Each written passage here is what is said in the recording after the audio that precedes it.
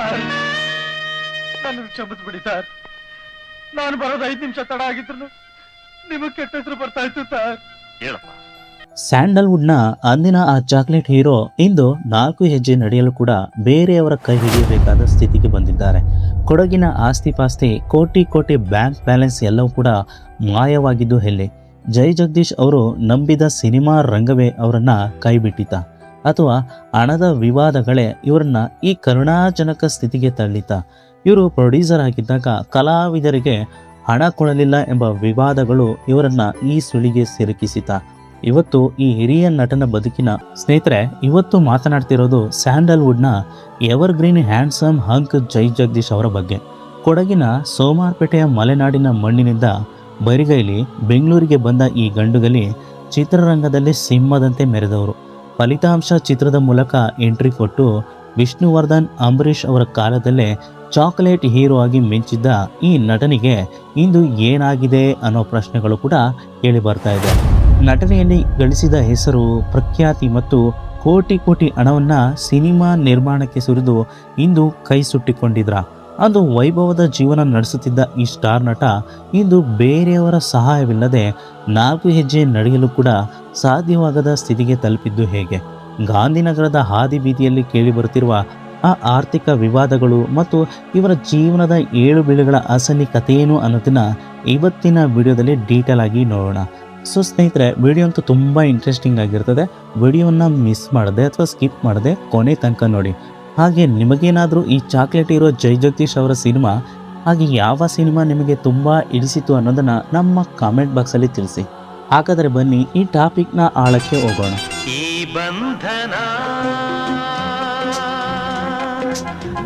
ಸ್ನೇಹಿತರೆ, ನಟನಾಗಿ ಜೈ ಜಗದೀಶ್ ಅವರು ಸಕ್ಸಸ್ ಕಂಡರೂ ಅವರ ಜೀವನದಲ್ಲಿ ಅಸಲಿ ಆಟ ಶುರುವಾಗಿದ್ದೆ ಅವರು ನಿರ್ಮಾಪಕ ಎಂಬ ಪಟ್ಟ ಹೊತ್ತಾಗ. ಹೌದು ಸ್ನೇಹಿತರೆ, ಒಬ್ಬ ಕಲಾವಿದನಿಗೆ ತಾನು ಬೆಳೆದ ಚಿತ್ರರಂಗದಲ್ಲಿ ಸಿನಿಮಾ ನಿರ್ಮಾಣ ಮಾಡಬೇಕು ಎನ್ನುವ ಆಸೆ ಇರುವುದು ಸಹಜ. ಅದರಂತೆ ಜೈ ಜಗದೀಶ್ ಅವರು ರಾಜೇಂದ್ರ ಸಿಂಗ್ ಬಾಬು ಅವರ ಜೊತೆ ಸೇರಿ ಸಾಹಸಕ್ಕೆ ಕೈ ಹಾಕಿದರು.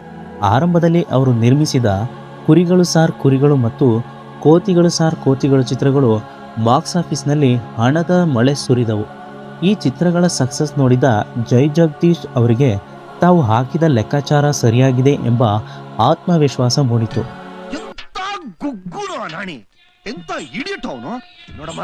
ಆದರೆ ಸಿನಿಮಾ ರಂಗ ಅಂದುಕೊಂಡಷ್ಟು ಸರಳವಲ್ಲ ಅನ್ನೋದು ಇವರಿಗೆ ಅರ್ಥವಾಗುವಷ್ಟರಲ್ಲಿ ಕಾಲ ಮಿಂಚಿ ಹೋಗಿತ್ತು.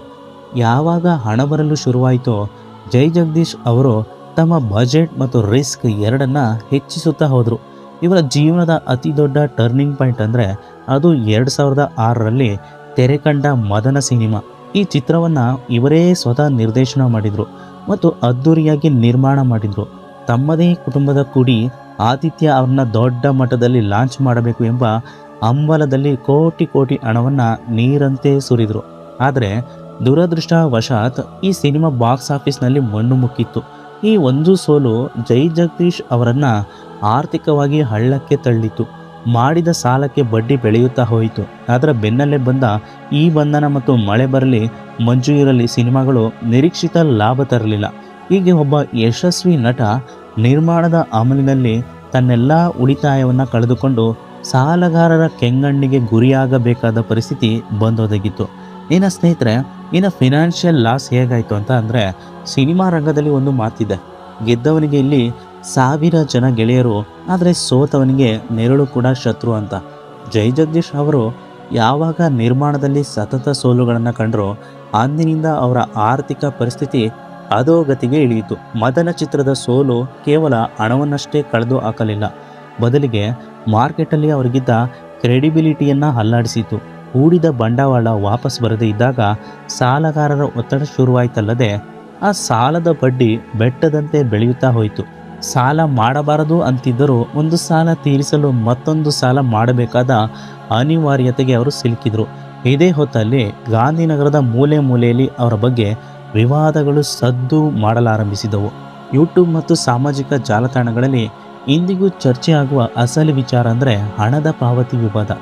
ಇಲ್ಲಿ ಜೈ ಜಗದೀಶ್ ಅವರ ಸಿನಿಮಾಗಳಲ್ಲಿ ಕೆಲಸ ಮಾಡಿದ್ದ ತಾಂತ್ರಿಕ ವರ್ಗದವರಿಗೆ, ಸಣ್ಣ ಪುಟ್ಟ ಕಲಾವಿದರಿಗೆ ಮತ್ತು ಶೂಟಿಂಗ್ ಹಂತದಲ್ಲಿ ಸಹಕರಿಸಿದ ಕೆಲಸಗಾರರಿಗೆ ಸರಿಯಾದ ಸಮಯಕ್ಕೆ ಸಂಬಳ ತಲುಪಲಿಲ್ಲ ಎಂಬ ಆರೋಪಗಳು ಕೂಡ ಕೇಳಿಬಂದವು. ಕೆಲವರು ಇವರ ಮನೆಯ ಬಾಗಿಲಿಗೂ ಬಂದ ಪ್ರಸಂಗಗಳಿದ್ದವು ಎನ್ನಲಾಗಿದೆ. ಈ ವಿವಾದ ಎಷ್ಟು ಸೂಕ್ಷ್ಮವಾಗಿತ್ತೆಂದರೆ ಕೆಲವು ಕಲಾವಿದರು ಇವರ ಬಗ್ಗೆ ಬಹಿರಂಗವಾಗಿಯೇ ಅಸಮಾಧಾನ ಹೊರಹಾಕಿದರು. ಕೋಟಿ ಕೋಟಿ ಆಸ್ತಿ ಇದೆ, ಕೊಡಗಿನಲ್ಲಿ ದೊಡ್ಡ ತೋಟ ಇದೆ, ಆದರೂ ಕೆಲಸ ಮಾಡಿದವರಿಗೆ ಹಣ ನೀಡುತ್ತಿಲ್ಲ ಎಂಬ ಗಾಸಿಪ್ಗಳು ಕಾಳ್ಗಿಚ್ಚಿನಂತೆ ಹಬ್ಬಿದ್ದವು. ಆದರೆ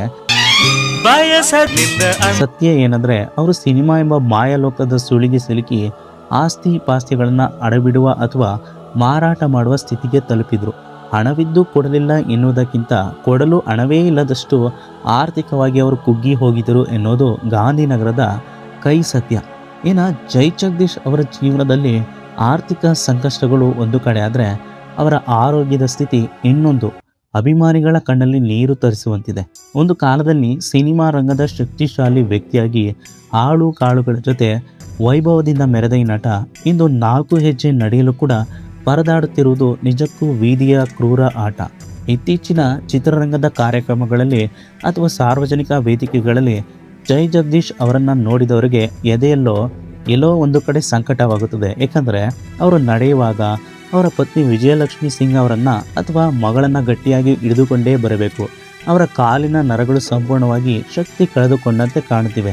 ವಯೋಸಹಜ ಕಾಯಿಲೆಗಳ ಜೊತೆಗೆ ಈ ಹಿಂದೆ ಅವರಿಗೆ ಸಂಭವಿಸಿದ ಲಘು ಹೃದಯಾಘಾತ ಮತ್ತು ತೀವ್ರವಾದ ಮಾನಸಿಕ ಒತ್ತಡ ಅವರ ಶರೀರವನ್ನು ಹೈರಾಣಾಗಿಸಿವೆ. ಇನ್ನು ಇವರ ಈ ಆರೋಗ್ಯದ ಕುಸಿತದ ಬಗ್ಗೆ ಸೋಷಿಯಲ್ ಮೀಡಿಯಾದಲ್ಲಿ ಸಾಕಷ್ಟು ಚರ್ಚೆಗಳು ನಡೆಯುತ್ತಿವೆ.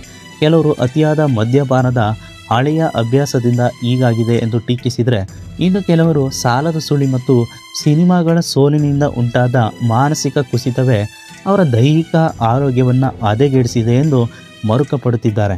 ಸತ್ಯ ಏನೆಂದರೆ ಕೊಡಗಿನ ಬೆಟ್ಟದಂತೆ ಗಟ್ಟಿಯಾಗಿದ್ದ ಮನುಷ್ಯ ಇಂದು ಸಂಪೂರ್ಣವಾಗಿ ಪರಾವಲಂಬಿಯಾಗಿದ್ದಾರೆ. ಅವರ ಚಲನವಲನದಲ್ಲಿ ಮೊದಲಿನ ಆ ಗತ್ತು ಇಲ್ಲ, ಮಾತುಗಳಲ್ಲಿ ಆ ಹಳೆಯ ಕದರಿಲ್ಲ. ತಾನು ನಂಬಿದ ಸಿನಿಮಾ ರಂಗವೇ ತನ್ನನ್ನು ಈ ಸ್ಥಿತಿಗೆ ತಂದಿತಾ ಎಂಬ ನೋವು ಅವರ ಕಣ್ಣುಗಳಲ್ಲಿ ಎದ್ದು ಕಾಣುತ್ತದೆ. ವೈಯಕ್ತಿಕವಾಗಿ ಎಷ್ಟೇ ವಿವಾದಗಳಿದ್ರೂ ಒಬ್ಬ ಹಿರಿಯ ನಟನಿಗೆ ಬಂದಿರುವ ಈ ಸ್ಥಿತಿ ಮಾತ್ರ ನೋಡುವವರಿಗೆ ದಿಗಿಲು ಹುಟ್ಟಿಸುವಂತಿದೆ. ಈ ಅಸಹಾಯಕತೆಯ ನಡುವೆಯೂ ಜೈ ಜಗದೀಶ್ ಅವರು ನಟನೆ ಮತ್ತು ಚಿತ್ರರಂಗದ ಮೇಲಿನ ವ್ಯಾಮೋಹ ಬಿಟ್ಟಿಲ್ಲ. ನರಗಳ ದೌರ್ಬಲ್ಯ ಮತ್ತು ದೈಹಿಕ ಅಶಕ್ತತೆಯ ನಡುವೆಯೂ ಸಿಕ್ಕ ಪಾತ್ರಗಳಲ್ಲಿ ನಟಿಸುತ್ತಾ ಸಕ್ರಿಯರಾಗಿರಲು ಪ್ರಯತ್ನಿಸುತ್ತಾ ಇದ್ದಾರೆ. ಮನೆಯವರ ಭದ್ರವಾದ ಬೆಂಬಲ ಇವರಿಗಿದೆ ಎನ್ನುವುದು ಸಮಾಧಾನದ ಸಂಗತಿಯಾದರೂ ಹಣ ಮತ್ತು ಯಶಸ್ಸು ಮನುಷ್ಯನ ಜೊತೆಗೆ ಶಾಶ್ವತವಾಗಿ ಇರುವುದಿಲ್ಲ ಎನ್ನುವುದಕ್ಕೆ ಇವರ ಪ್ರಸ್ತುತ ಸ್ಥಿತಿಯೇ ದೊಡ್ಡ ಸಾಕ್ಷಿ. ತಮ್ಮ ಆರ್ಥಿಕ ಹಿನ್ನಡೆ ಮತ್ತು ಅನಾರೋಗ್ಯದ ಬಗ್ಗೆ ಅವರು ಎಲ್ಲೂ ಬಹಿರಂಗವಾಗಿ ಅಳಲು ತೋಡಿಕೊಂಡಿಲ್ಲದಿದ್ದರೂ ಅವರ ನಡೆದಾಡುವ ಶೈಲಿ ಮತ್ತು ಬಾಡಿದ ಮುಖ ಎಲ್ಲವನ್ನ ಹೇಳುತ್ತಿದೆ. ಸ್ಯಾಂಡಲ್ವುಡ್ನ ಈ ಹಿರಿಯ ಚೇತನ ಮತ್ತೆ ಹಳೆಯ ಹುಮ್ಮಸ್ಸಿನಿಂದ ಎದ್ದು ಬರಲಿ ಅನ್ನೋದೇ ಈಗ ಅವರ ಅಭಿಮಾನಿಗಳ ಪ್ರಾರ್ಥನೆ. ಸ್ನೇಹಿತರೆ, ಜೈ ಜಗದೀಶ್ ಅವರ ಈ ಜೀವನದ ಪಯಣ ನಮಗೆ ಒಂದು ದೊಡ್ಡ ಪಾಠ ಅಂತ ಹೇಳ್ಬೋದು. ಕೊಡಗಿನ ಮಣ್ಣಿನಿಂದ ಬಂದು ಸ್ಯಾಂಡಲ್ವುಡ್ನಲ್ಲಿ ಸಾಮ್ರಾಜ್ಯ ಕಟ್ಟಿದ ಒಬ್ಬ ನಟ ಸಿನಿಮಾ ನಿರ್ಮಾಣ ಎಂಬ ಜೂಜಿನಲ್ಲಿ ಎಲ್ಲವನ್ನ ಕಳೆದುಕೊಂಡು ಇಂದು ದೈಹಿಕವಾಗಿ ಆಸಕ್ತರಾಗಿ ನಿಂತಿರೋದು ನೋಡಿದರೆ ಅತೀವ ಬೇಸರವಾಗುತ್ತೆ. ಹಣ, ಹೆಸರು, ಅಂತಸ್ತು ಇವ್ಯಾವುದು ಶಾಶ್ವತವಲ್ಲ. ಸಮಯ ಕೈಕೊಟ್ಟರೆ ಎಂತಹ ವೀರನು ಅಸಹಾಯಕನಾಗ್ತಾನೆ ಅನ್ನೋದಕ್ಕೆ ಇವರೇ ಸಾಕ್ಷಿ. ಚಿತ್ರರಂಗದಲ್ಲಿ ಅವರ ಮೇಲೆ ಎಷ್ಟೇ ಆರೋಪಗಳಿರಲಿ ಅಥವಾ ಹಣಕಾಸಿನ ವಿವಾದಗಳಿರಲಿ, ಒಬ್ಬ ಕಲಾವಿದನಾಗಿ ಅವರು ನಮಗೆ ನೀಡಿದ ಮನರಂಜನೆಯನ್ನು ನಾವು ಮರೆಯುವಂತಿಲ್ಲ. ಸ್ನೇಹಿತರೆ, ಇದಾಗಿತ್ತು ನಮ್ಮ ಕನ್ನಡದ ಹಿರಿಯ ನಟ ಜೈ ಜಗದೀಶ್ ಅವರ ಬಿಹೈಂಡ್ ದ ಸ್ಟೋರಿ. ಸ್ನೇಹಿತರೆ, ಇದರ ಬಗ್ಗೆ ನಿಮ್ಮ ಅಭಿಪ್ರಾಯ ಏನು, ಅವರ ಸಿನಿಮಾ ನಿಮಗೆ ಯಾವುದು ಇಷ್ಟ ಆಯಿತು ಅನ್ನೋದನ್ನು ನಮ್ಮ ಕಾಮೆಂಟ್ ಬಾಕ್ಸಲ್ಲಿ ತಿಳಿಸಿ. ಹಾಗೆ ವಿಡಿಯೋ ಇಷ್ಟ ಆದರೆ ಖಂಡಿತ ಒಂದು ಲೈಕ್ ಮಾಡಿ, ಹಾಗೆ ವಿಡಿಯೋನ ಶೇರ್ ಮಾಡಿ.